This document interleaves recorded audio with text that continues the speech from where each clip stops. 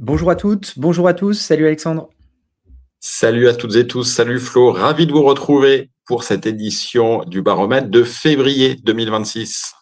Effectivement, le temps passe vite, mais il se passe plein de choses et après le petit bug de la semaine dernière, on s'en excuse. On a été, je dirais, conforté dans les thèmes qu'on a choisi d'évoquer avec vous aujourd'hui, puisqu'il y a eu pas mal d'actualités hyper récentes, hyper fraîches, hein, ces 7 derniers jours, qui sont venus confirmer et corroborer et illustrer ce dont on va parler aujourd'hui. Donc, on est ravis de vous proposer toujours en 4 thèmes la petite discussion habituelle et on commence par la section 1, l'œil du VC qu'on voulait aujourd'hui. Je te laisse peut-être Alexandre présenter un peu le thème qu'on voulait discuter ensemble Ouais, avec... le thème, toujours quand on prépare tous les deux ces baromètres, on réfléchit, on échange des idées, ça fuse un peu dans tous les sens. Et là, cette idée, elle est vraiment venue en discutant à chaud. On faisait un peu le bilan de ce qui s'était passé notamment l'an dernier en matière d'investissement dans l'insurtech. Évidemment, ça ne nous a pas échappé. Toutes les startups, entreprises qui ont une proposition de valeur articulée, centrée vraiment sur l'IA, ont attiré les investissements. On le voit dans le slide, la multitude d'articles que j'ai pu traiter sur ces startups AI First. Le dernier rapport Gallagher Ray, qui est très bien, hein, ça je vous le conseille, qui permet d'avoir une vision macro sur l'investissement dans l'insurtech au niveau mondial, sur 2025, indique que 66% des montants investis ont ciblé ce type de start-up. Et en discutant, on s'est dit, en France, nous, on a l'écosystème le plus dynamique avec le UK en Europe. Et on a vu très peu d'investissements visant des insurtech AI First. Moi, j'en avais recensé 19 investissements dans l'insurtech en France l'an dernier et seulement 2 sur ce type de structure, avec Claimy, donc Claims IA et Little John. Donc 2 sur 19, ça fait peu finalement. Début d'année, cette tendance semble se confirmer. On n'a rien vu venir, alors qu'en Europe, on a des deals. Je pense notamment à un des plus gros, c'est Mea Platform au UK, qui vient de lever 43 millions la semaine dernière, donc qui fait de l'agentique. Aux US, aujourd'hui, on a des boîtes qui sortent du mode furtif avec des seeds de 15 millions, par exemple AIUC, ou voire même plus. Corgi, c'est 107 millions, 108 millions de dollars en sortant du bois. Cette semaine, je vois une autre boîte, General Magic, au Canada cette fois, qui vient de lever 7 millions de dollars, pareil, qui arrive dans le paysage avec un site conséquent. Et en France, toujours rien. Donc, il semble-t-il un paradoxe dans notre écosystème. Et c'est là-dessus que je voudrais te questionner, Flo, toi, ton œil de pro, de VC, d'investisseur, comment tu vois ça? C'est vrai qu'en fait, c'est intéressant et tu disais, tu rappelais la genèse de ce thème-là et effectivement, c'est parce qu'on échangeait ensemble que tu as attiré l'attention en mode, mais attends, il se passe, on parle beaucoup d'IA dans l'assurance, on dit qu'il se passe plein de choses, notamment en Europe, mais en fait, en France, c'est assez particulier. Et du coup, nous, on a repris 2 slides et 2 graphiques qu'on avait mis en avant précédemment. C'était d'un côté l'activité en seed, en fait, et donc en seed, pour celles et ceux qui ne sont pas forcément familiers, c'est les startups qui lèvent un premier tour de financement. Et ça, c'est issu d'un rapport qu'on a publié sur l'état de l'innovation dans l'assurance en Europe l'année dernière. Et en fait, on se rendait compte, si on regardait toutes les levées de fonds annoncées, que la moitié de toutes ces levées de fonds étaient des premiers tours de financement. Et en fait, ce qu'on trouve intéressant en regardant ce chiffre-là, c'est qu'en fait, les futures pépites, les futures licornes, les futurs succès dans l'insurtech, en fait, sont dans ce stock-là. À nouveau, hein, je ne suis pas en train de dire que toutes ces startups-là vont réussir, c'est pas ça que je dis. Je dis juste que, par définition, avant d'être imposantes et successful, les startups sont jeunes et lèvent parfois un premier tour de financement, ce qui est évidemment pas du tout une obligation. Mais en tout cas, c'est dans ce stock-là qu'il faut regarder pour se dire et avoir une image et une idée de ce qui pourrait se passer dans les 3 à 5 ans. Et en fait, donc, déjà, premier élément important, hein, c'est que la moitié de toutes les levées de fonds en Europe étaient des premiers tours de financement. Et quand on regardait par pays, on voyait que la France était bien positionnée, puisque c'était 5 levées qui avaient été annoncées en seed. Ça faisait de la France le deuxième écosystème de ce point de vue-là, loin derrière l'Angleterre, mais qui fait de toute façon course en tête depuis toujours. Mais en tout cas, ça confirmait un peu la tendance où la France était quand même toujours très bien placée dans cette dynamique quand il s'agissait de start-up jeunes qui levaient un premier tour de financement. Donc d'un côté, on a ça, on a l'écosystème français qui continue à nourrir avec de nouvelles start-up qui rentrent sur le marché. Et puis de l'autre, en fait, c'est seulement 10% de toutes les levées liées à l'IA qui étaient réalisées en France. Donc il y avait une sorte de quand même gros écart entre ce qu'on voyait en termes de dynamisme de nouveaux entrants sur le marché français d'InsurTech et puis si on zoome là-dedans et qu'on regarde que les startups qui sont liées à l'IA, finalement, il y en avait assez peu. Alors que au niveau européen, il faut avoir en tête que c'est à peu près un tiers de toutes les startups InsurTech en Europe qui sont ce qu'on appelle AI First. Et peut-être pour spécifier ce terme-là, AI First, ce n'est pas des startups qui utilisent l'IA quelque part dans leur process, parce que ça, j'ai envie de dire aujourd'hui, tout le monde le fait, quels que soient nos métiers, on utilise de l'IA quelque part dans la journée. Quand on parle d'IA First, c'est vraiment cette idée de la proposition de valeur est centrée sur l'intelligence artificielle. Une manière pour nous de mesurer ça, c'est quand on jette un œil au site internet de ces startups, souvent l'IA est mise en avant sur la première page dans ce que j'appelle la punchline, donc vraiment la proposition de valeur qui est formulée. Quand il y a la terminologie IA dedans, qui est mise en évidence, alors on considère que la startup est IA first.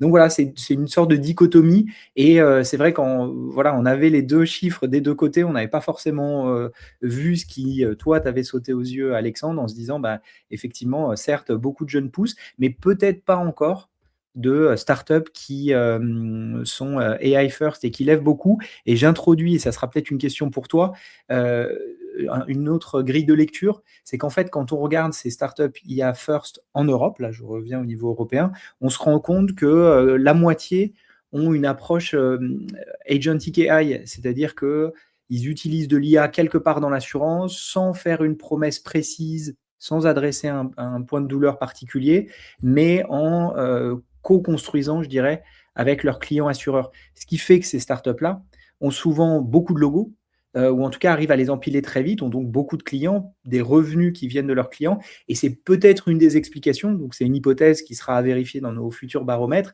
En tout cas, voilà, moi c'est l'hypothèse que je formule, qui est de dire peut-être qu'en France, on a une surreprésentation peut-être de ces acteurs qui co-construisent avec leurs clients, et comme ils ont de l'argent qui vient de leurs clients, ils ont peut-être pour le moment moins besoin de fonds du côté investisseur. Je ne sais pas ce que tu penses de cette hypothèse, Alexandre. Oui, Toi-même, tu en as bien une sûr, d'ailleurs. c'est une bonne piste d'explication parce que je pense qu'il y a plusieurs faisceaux qui peuvent être pris en compte pour chercher à expliquer ce paradoxe. Parce qu'évidemment, la France, on n'est pas en retard ou à la rue sur l'IA, loin de là. On en parlait dans notre discussion préparatoire. France, on a quand même Mistral au niveau européen, c'est l'étendard de l'IA générative. On a le seul gros modèle LLM qui semble capable aujourd'hui de concurrencer les Américains et les Chinois. On a un savoir-faire historique en matière d'IA, des talents qui s'exportent super bien aux États-Unis et ailleurs. Et également dans l'insurtech. Si on parle pas d'IA générative, mais des insurtech qui manient l'IA depuis des années, on a quand même quelques fleurons. On peut parler des Shift, des Accurate, tous ces enablers qui depuis longtemps structurent quand même une proposition de valeur autour de l'IA et qui ont connu jusqu'à présent un très beau succès. Donc c'est vraiment sur la partie générative. Sur le côté agentique, ouais, c'est intéressant ce que tu pointes parce que effectivement, les dernières, on a eu pas mal de levées dernièrement autour de ça. On sent qu'il se passe quelque chose autour de l'agentique qui est plus du tout quelque chose de prospectif ou même qui semble dur à implémenter. On y reviendra plus tard dans un autre thème. Mais effectivement, aux États-Unis, on a des boîtes comme Liberate, Further AI Je parlais tout à l'heure là de General Magic. Pareil, les Canadiens, c'est tous à peu près la même chose. C'est de l'agentique, mais avec des modèles qui sont entraînés sur l'assurance. Et ça, c'est assez intéressant. En France, on a certaines insurtech qui commencent à travailler le sujet. Je pense notamment à des Rislum, à des Minka AI qui commencent à faire du bruit, à se faire connaître.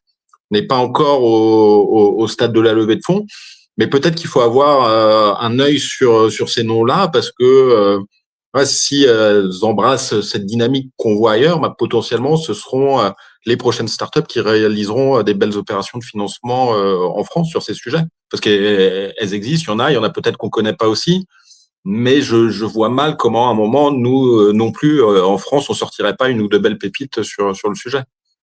C'est vrai qu'on a toutes les billes pour, et je crois me souvenir que c'était une de tes prédictions d'ailleurs pour l'année.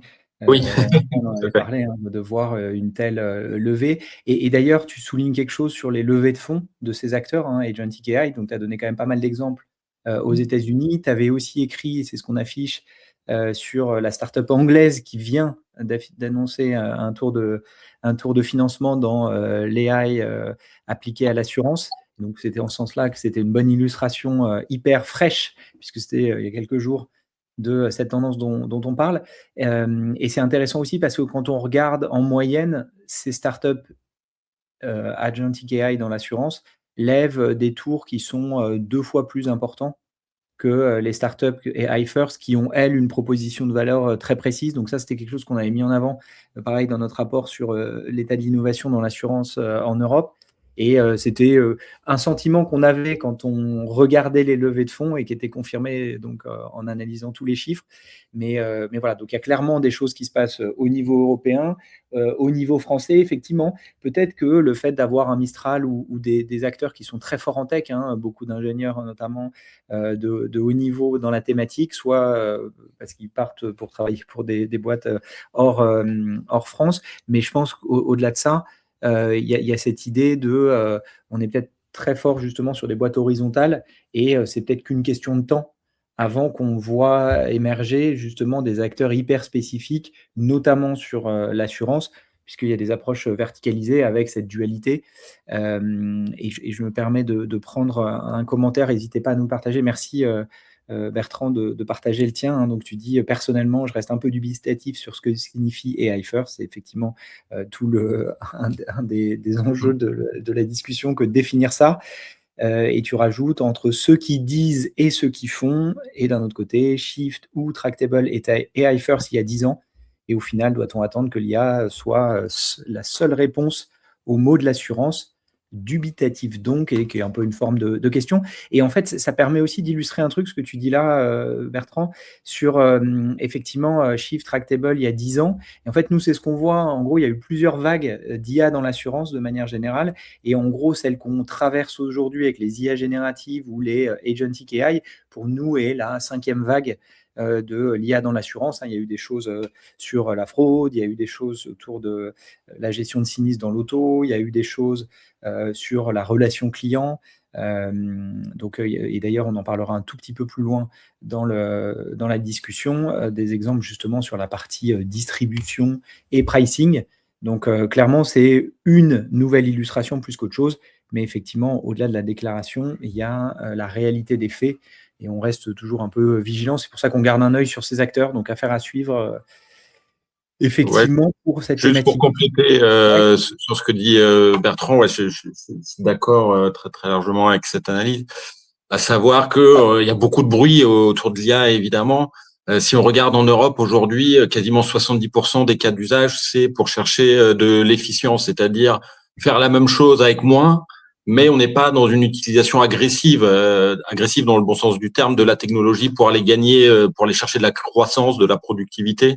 Et c'est là où tout se jouera. Donc, valoriser des boîtes très chères où, au final, il y aura juste un gain d'efficience, c'est bien, mais est-ce que ça justifie de tels valos au départ? Je pense qu'il faudra aller chercher plus loin pour que les promesses soient tenues. Et évidemment, on en est encore loin aujourd'hui.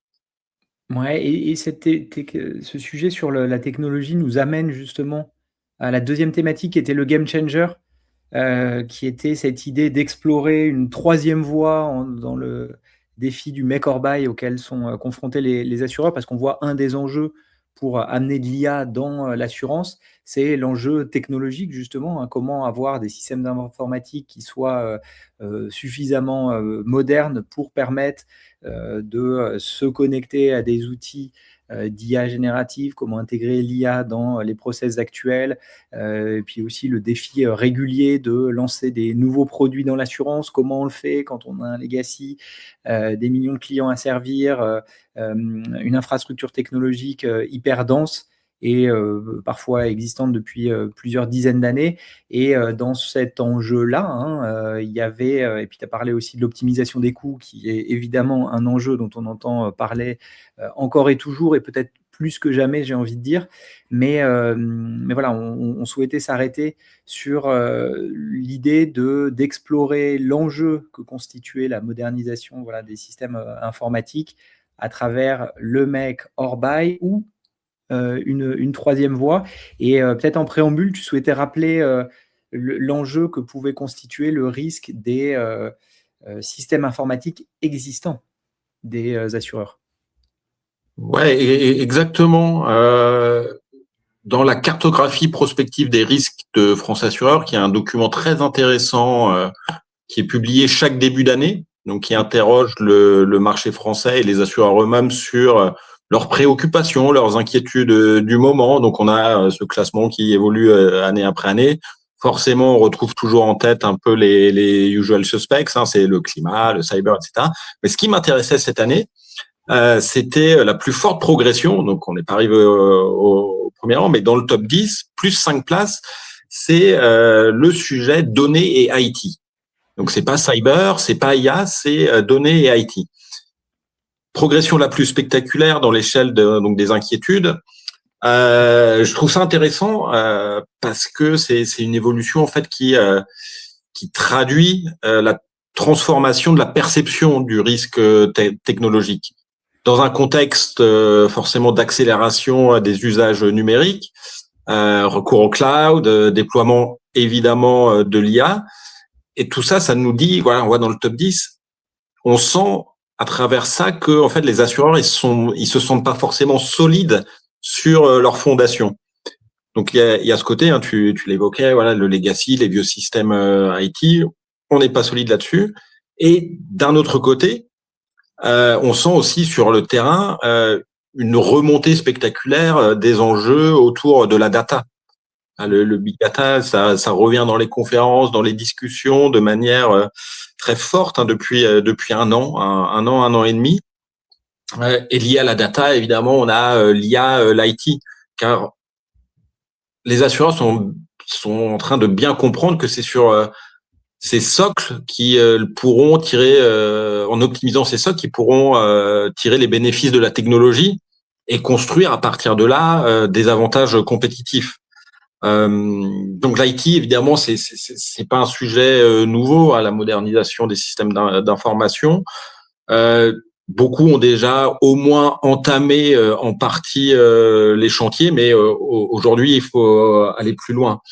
Donc traditionnellement, on avait ces deux options, le make, le buy, avec quand on est sur du buy, les grosses solutions sur étagère, hein, c'est tous ces gros SaaS, notamment américains que l'on connaît bien, qui se sont imposés mondialement, et c'est pas que dans l'assurance, hein, les Salesforce et compagnie, voilà, c'est vraiment multi sectoriel.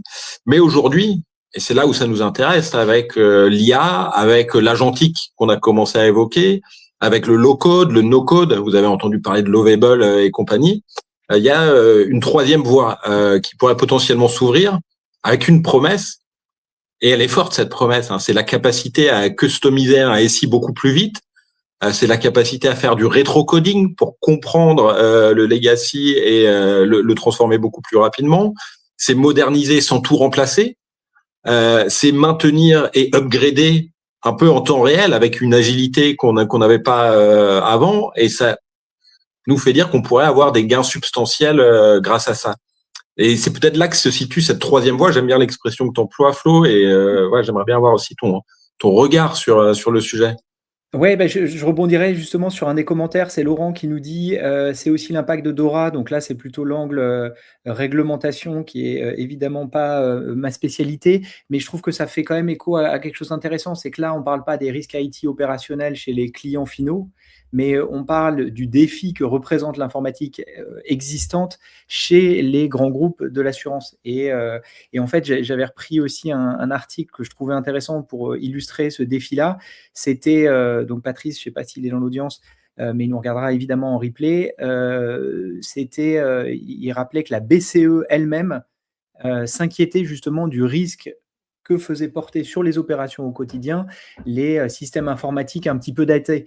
Et donc, ce que je trouve intéressant, c'est que, bon, ça, c'est ce qu'on constate vu de l'extérieur et en venant d'autres industries que de l'assurance, on est toujours un tout petit peu surpris de voir des systèmes qui datent des années 70 continuer à tourner avec du COBOL, des AS400 et toute cette terminologie qui semble un petit peu datée. Et en fait, c'était un problème qu'on voyait peu. Donc là, on voit qu'effectivement, tout le monde s'en inquiète de plus en plus. Tu as montré le ranking des risques. C'était la BCE qui soulignait explicitement ce risque-là. On avait une première réponse qui était assez évidente, c'était ces chantiers et c'était, pareil, hein, dans l'information un peu, récente ou en tout cas dans le temps pas trop lointain, on avait le groupe BPCE qui disait, vouloir fusionner ces systèmes informatiques. Donc là, on a pris une illustration, parmi tant d'autres et donc cette volonté de rationaliser un petit peu l'informatique, on aurait pu, donner l'exemple d'AG2R qui a un peu le même genre de projet. Tout à l'heure, pendant que tu évoquais, il y avait cette idée de, bah, je peux aussi me servir de systèmes informatique sur étagère. Et donc ça, c'était l'exemple récent de Massif avec l'acteur historique et traditionnel de ces sujets qui est Guidewire. Et effectivement, ce qu'on trouvait intéressant, et c'est CodeStore avec qui on travaille aujourd'hui, qui propose justement de trouver un juste milieu, je dirais, une sorte d'équilibre. Et j'avoue que ça, je trouve intéressant parce que je pense que dans l'industrie de l'assurance, on a souvent, du point de vue technologique, des réponses qui sont systématiquement très clivées et qui sont d'ailleurs systématiques aussi. Je pense qu'à chaque fois qu'il y a eu une vague technologique, moi ça fait une dizaine d'années que j'investis que dans l'insurtech, donc j'ai vu passer quelques tendances de la tech dans l'assurance et à chaque fois c'est toujours un peu ce même réflexe. Les grands groupes essayent de créer en interne. Pour plein de raisons, c'est souvent un échec. Et du coup, 24 ou 36 mois plus tard, ils se retournent sur le marché pour aller justement travailler avec des acteurs externes dans des projets qui peuvent être parfois extrêmement longs. Et donc, CodeStore, justement, propose une sorte de, c'est ce que j'ai appelé la troisième voie tout à l'heure, qui est une manière de dire, bah tiens, l'existant, on ne peut pas totalement le balayer. Hein, c'est quand même ça qui est un des gros défis. Et je crois que c'était toi, Alexandre, qui avait fait une image dans un de nos précédents baromètres sur l'idée de voilà, moderniser un système informatique, c'est comme changer le réacteur d'un avion en plein vol. Bon, bah, c'est exactement ça. On a des millions de clients à servir, donc il faut que ça continue à marcher à l'échelle. Et en même temps, il y a cet enjeu de modernisation pour se mettre à jour sur les enjeux de données, les enjeux d'IA, etc. Et donc, comment on arrive à faire ce genre de passage en douceur, je dirais. Et puis voilà, des éléments qu'on évoquait, comment on modernise, comment on essaye de comprendre, comment on donne des outils finalement aussi aux équipes informatiques pour pas juste gagner en efficacité opérationnelle, qui est quand même un des gros enjeux du secteur, mais continuer finalement à opérer l'existant et puis progressivement l'amener vers quelque chose de plus à jour, ce qui permet à la fois une flexibilité quand on veut lancer des nouveaux produits, abaisse, et ça je trouve que c'est intéressant, le coût du risque quand on cherche à innover, hein, parce que quand on lance un nouveau projet, un nouveau produit, un nouveau segment de clients, on n'est pas sûr que ça va fonctionner. Donc plus on le fait à bas coût, bah, plus on se donne de chances de succès parce que soit on a un peu plus de temps, soit les résultats qu'on en attend sont un petit peu plus faibles parce que justement l'investissement de départ a été un peu moins important. Donc ça, c'est des éléments qui sont quand même intéressants et toujours cette idée de comment je navigue entre améliorer l'existant et puis quand même le moderniser.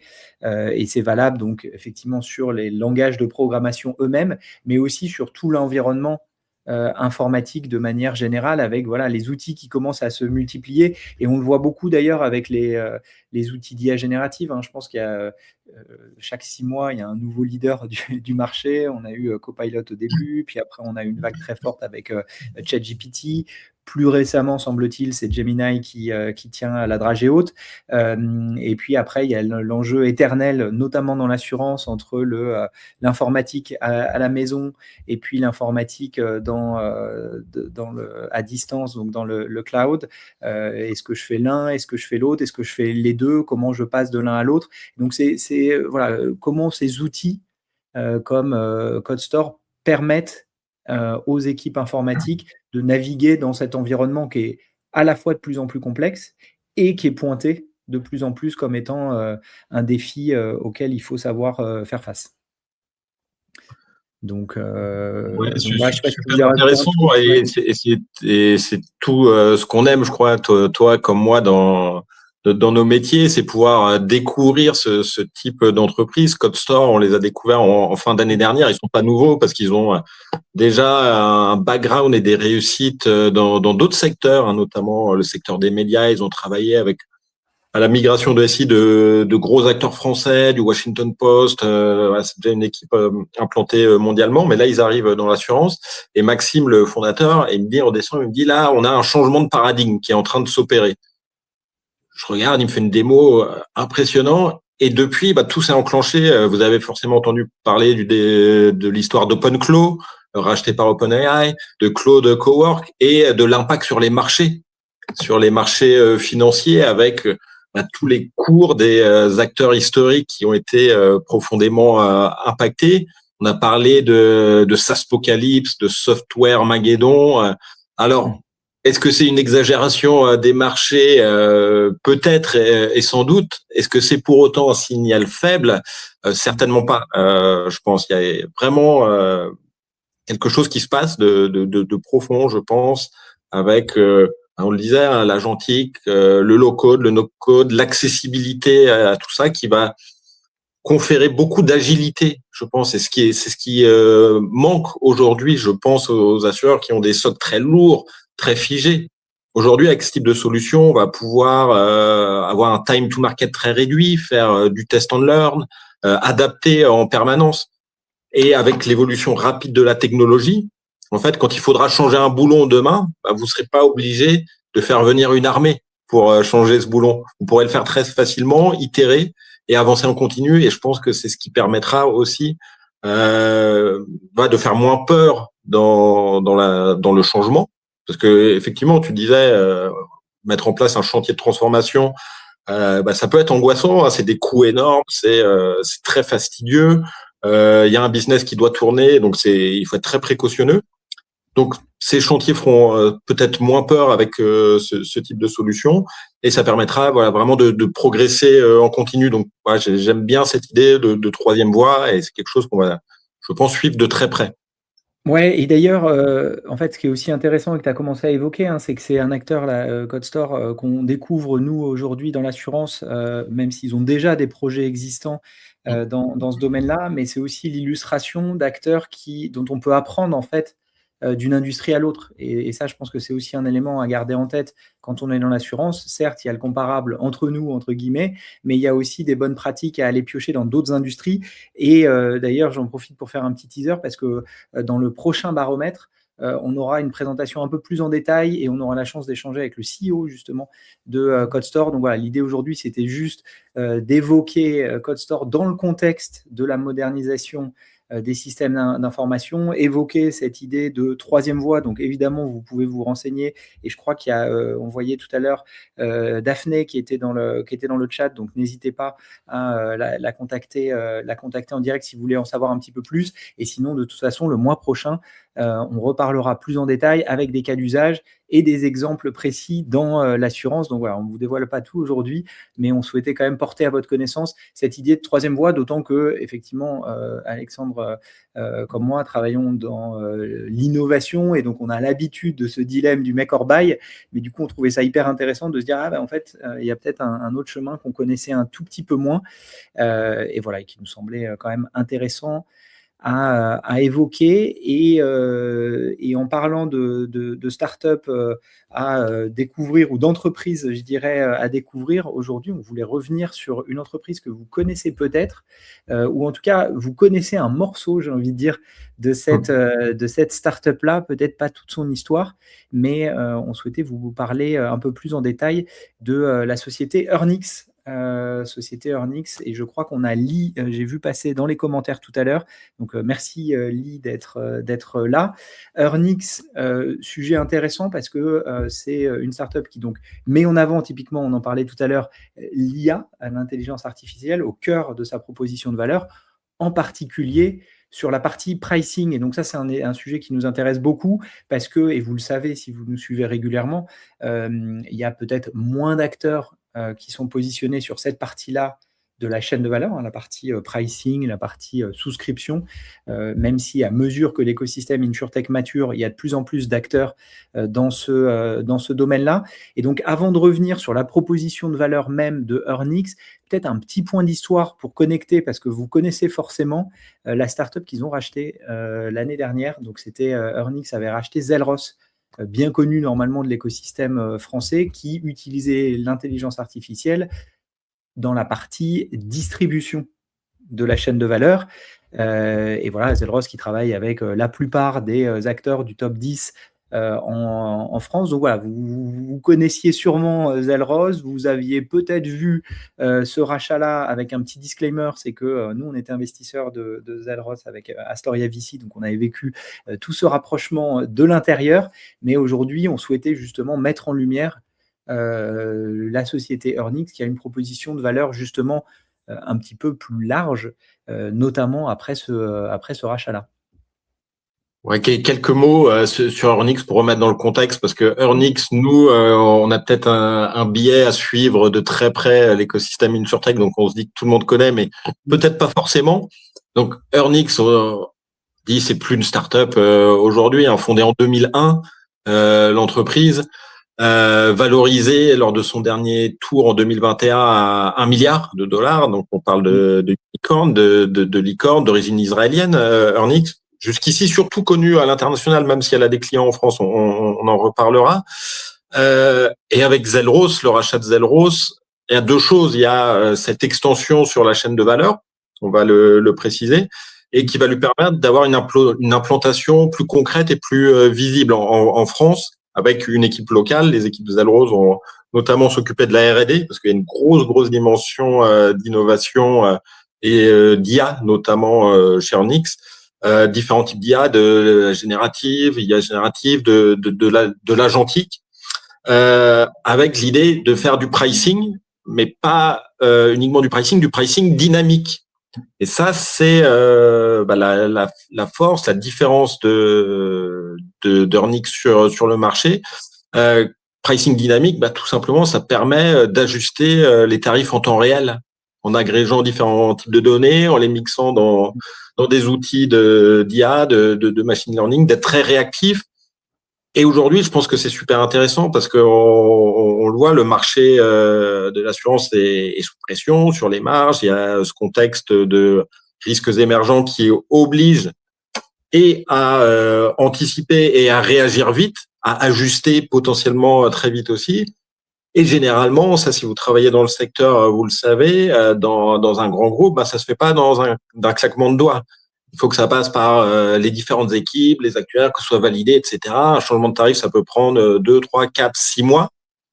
Et donc, on a le temps d'être largué par rapport à la réalité du marché qui bouge comme jamais aujourd'hui. Donc, cette dimension dynamique, je la trouve intéressante.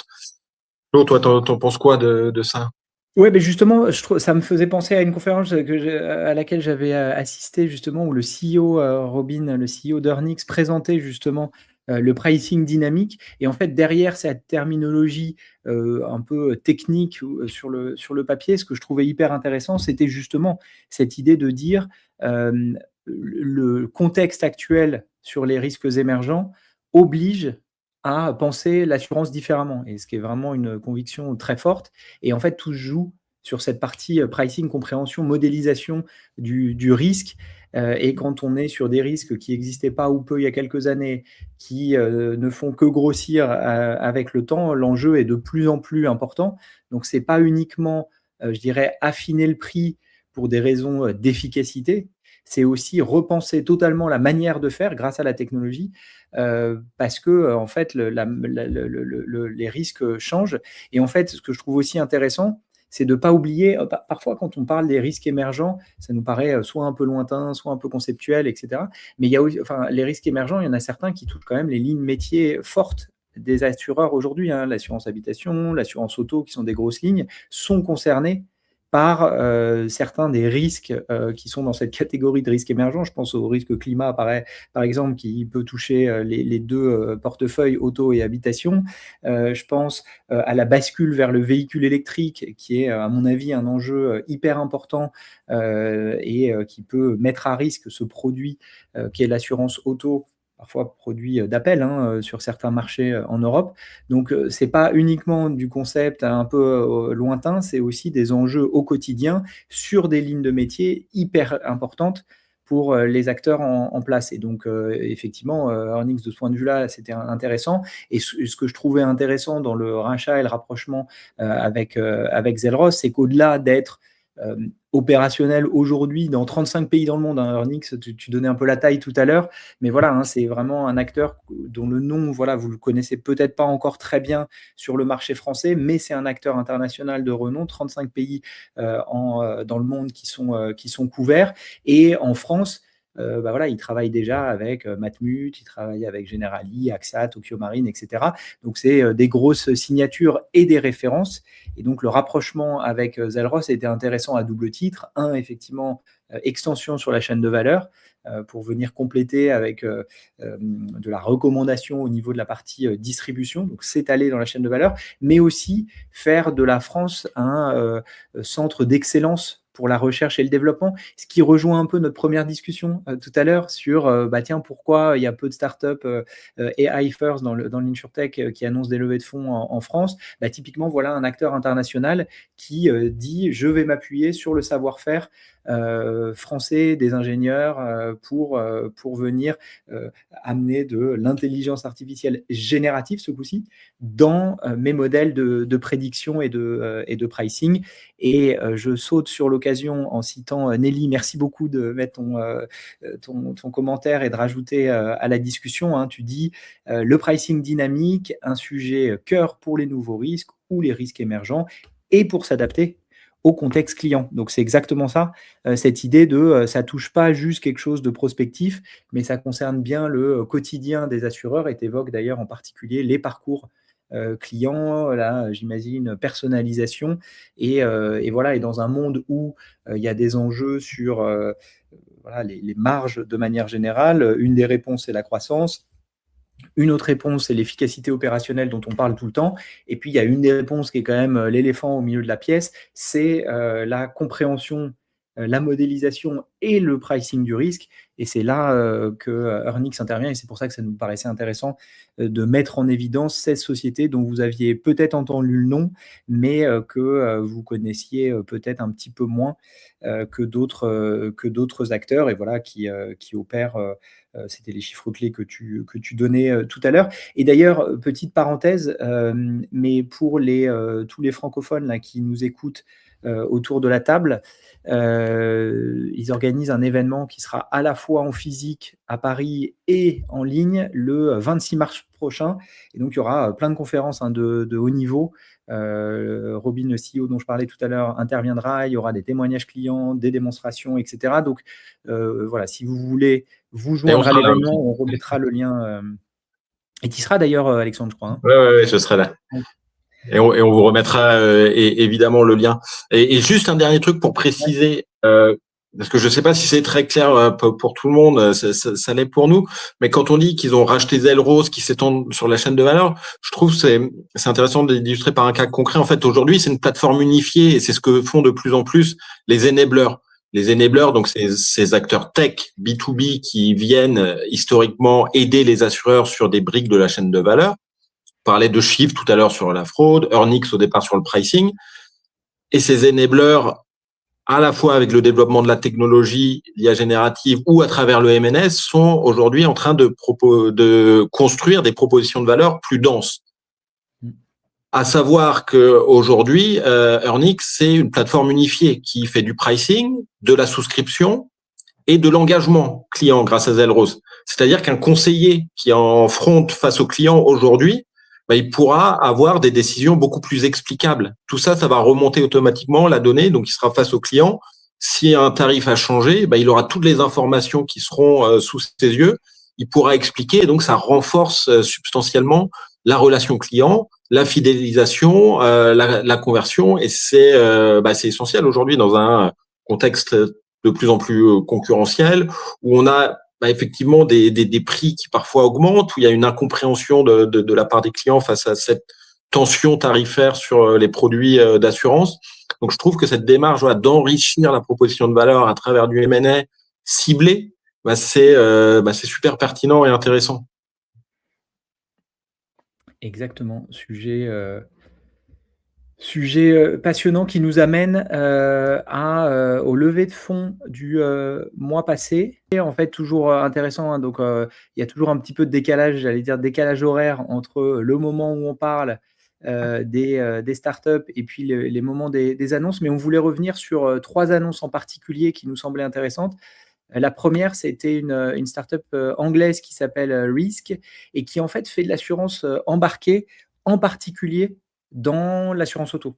Donc sujet particulièrement intéressant, je pense, dont on entend quand même beaucoup parler et qui nous semble intéressant parce que c'est un bon exemple ça illustre pas mal de choses. Ça illustre évidemment l'assurance embarquée dont on entend régulièrement et sur laquelle on peut parfois se demander s'il existe des exemples concrets ou en tout cas une partie du marché s'interroge parfois sur l'existence réelle de cas d'usage en production.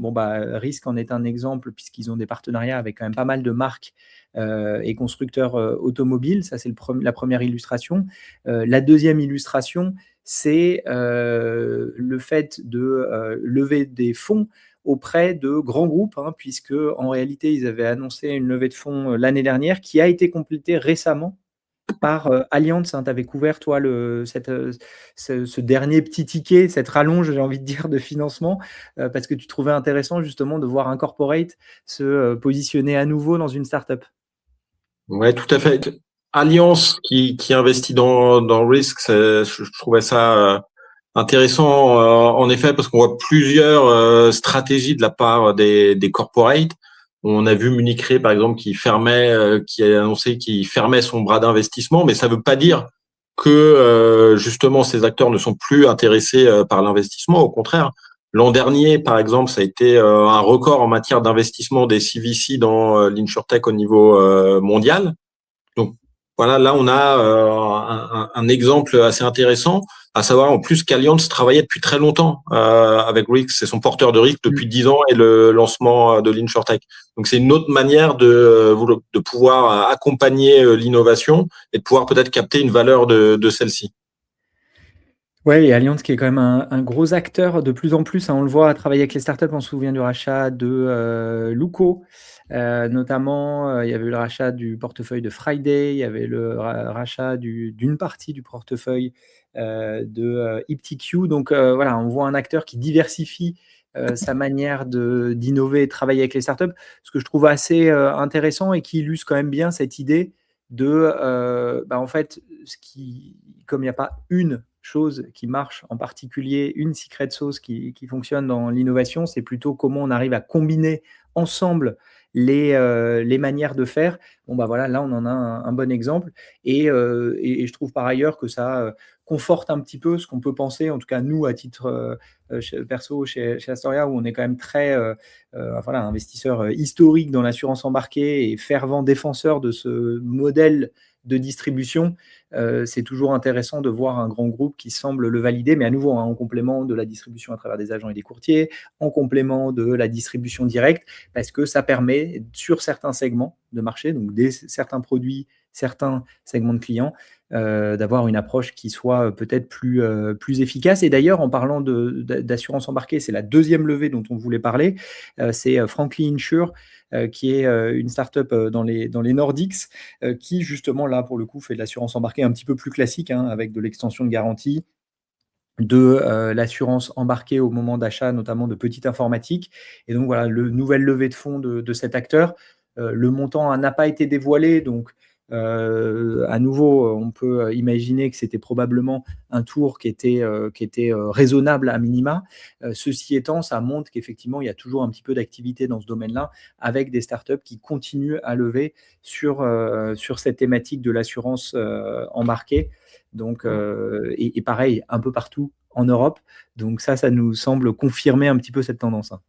Ouais, dans les Nordiques, ça marche plutôt bien ces modèles. On a Air, les Suédois, je crois, scandinaves, là, qui avaient levé 20 millions le dernier, qui annonçaient leur rentabilité, qui sont exactement sur ce positionnement, si assurance MBD pour des produits commoditisés.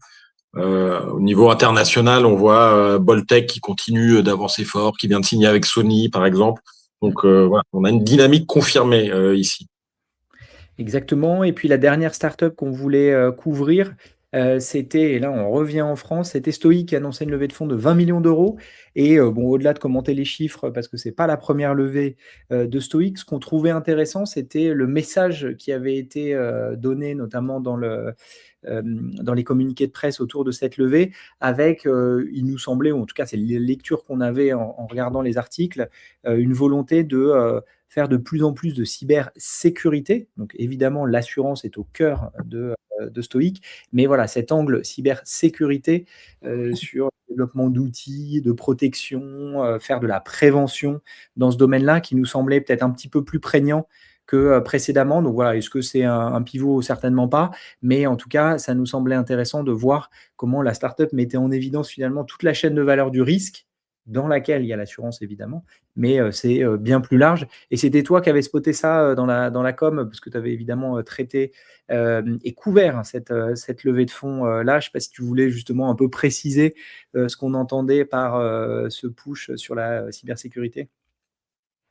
Oui, c'est une évolution, j'ai envie de dire, naturelle et logique dans un marché de la cyberassurance qui demeure complexe, qui a pas il y avait beaucoup d'attentes et de promesses très fortes autour en matière de génération de primes sur des verticales qui étaient sous-assurées, voire très très peu assurées.